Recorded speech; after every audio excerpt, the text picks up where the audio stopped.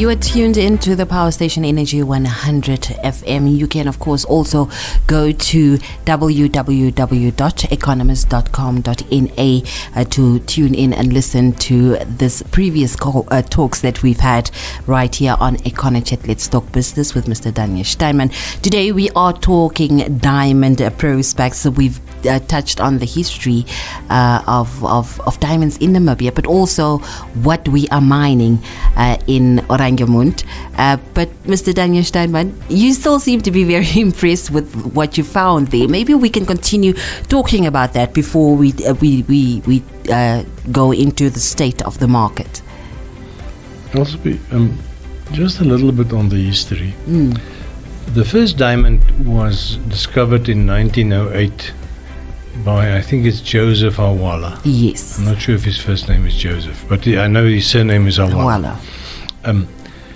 Now, in the museum in Oranjemund, I saw a map on the wall of the area north of Pomona. Now, Pomona is about 70, 80 kilometers north of Oranjemund.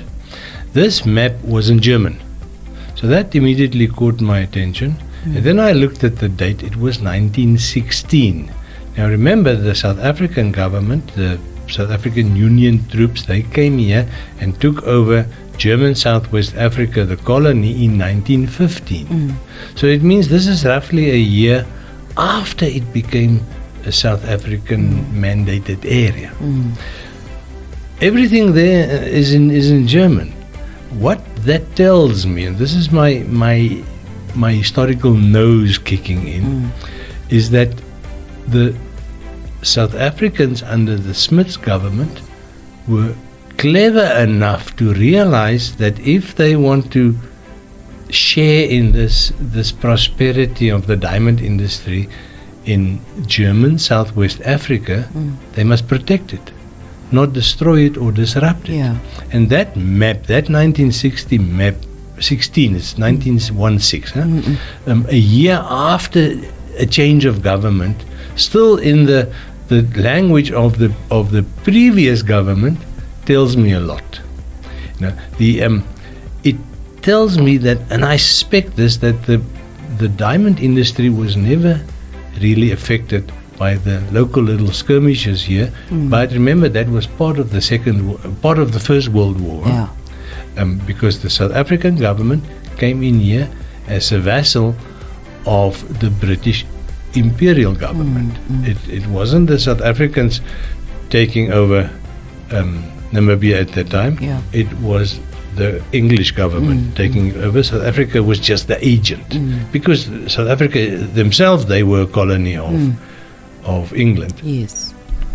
The second thing that I noticed on that map is that there were 16 claims spread over an area of about 2,000 square kilometers. 16 claims, all marked out on the map, all given a reference, all very, very well surveyed, with latitude and longitude readings indicating where the claim starts and where the center point is and blah blah blah, and a lot of data on what is to be expected from this claim. So we always told that the modern diamond industry started in 1928 with CDM, Consolidated Diamond Mining, and that was a move, sort of, the South African diamond interest to get control over the Namibian diamond interest, to basically to control the production. It's always, I've always been told that the diamond industry was on the brink of collapse in 1927. And this is about 6 years before the Great Depression, and it makes sense if you look at it from that perspective. But it doesn't make sense if you consider what I saw there. I think that industry was never disrupted or interrupted. I think it just carried on, but I think what happened in 1928 is that there was a large change of ownership. And that's where we got CDM, and CDM was later taken over by De Beers, and through De Beers we got Namdeb at independence. And I think suffice to say that we need to remember that Namdeb is a partnership between the government and the De Beers group. It's a 50-50 partnership. And that's very important. Now, if I look at the way or the route that a diamond travels from there offshore in the sea at Oranjemund, where it's sucked up by a huge pump on top of a ship, and then it's sorted and it is packed and it comes to Windhoek and it is sorted further. But then remember, in previous years, until about 6 years ago, they were all sent to Antwerpen in Holland. That is where the big international diamond market was. Yeah. That market is now in Gaborone in Botswana. And through the parastatal, the NDTC, there's a certain quota allocated to the Namibian government via the NDTC. So the government is a partner in De Beers or in Namdeb, and it is also a partner on the marketing side, but for a fairly limited quota.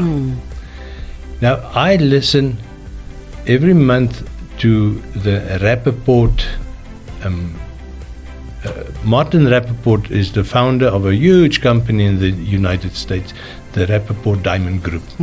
And Templeton is the other very important or the quite well-known American company that deal in diamonds. Okay. So if you want to be in the American market, you have to go through companies like Rappaport and Templeton. Okay. And the feedback that I get from those monthly webinars is that the market is very weak at this moment. And I want us to look at a little bit more in depth at where this weakness comes from when we come back. Okay. Let's quickly go for that short break.